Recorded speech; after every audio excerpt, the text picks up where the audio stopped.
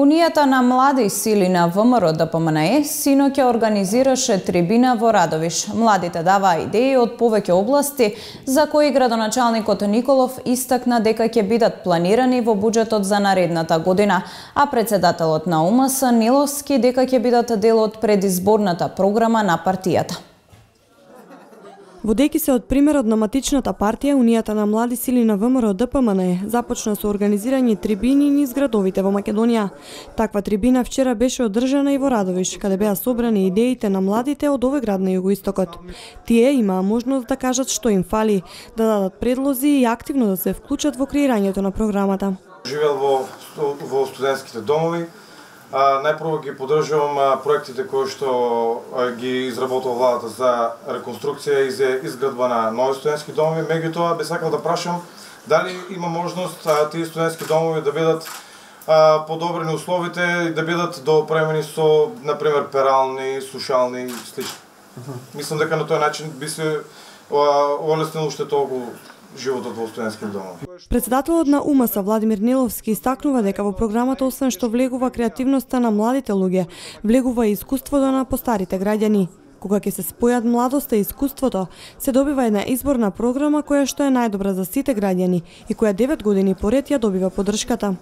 Она што поради кое што и ги направивме овие трибини е поради фактот што младите луѓе не секогаш има можност да се изразат целосно на трибините каде што има и останати старосни групи.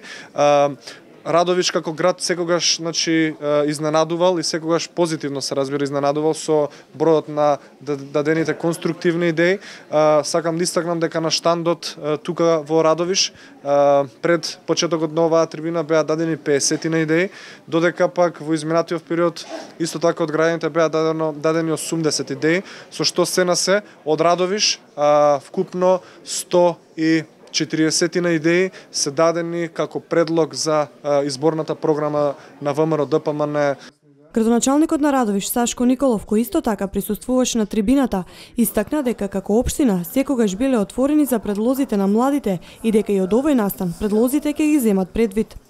Јас, како што кажав, сум пријатно изненаден и она што денеска беше предочено од нивна страна, голем дел од проектите кои што се однесуваат на локално ниво ќе бидат прифатени, значи во делот на идејата да продолжиме со инвестиции во спортот, во делот на идејата да реализираме одредени проекти кои што директно ќе влијаат во подобрување на животот на младите граѓани на општина Радовиш.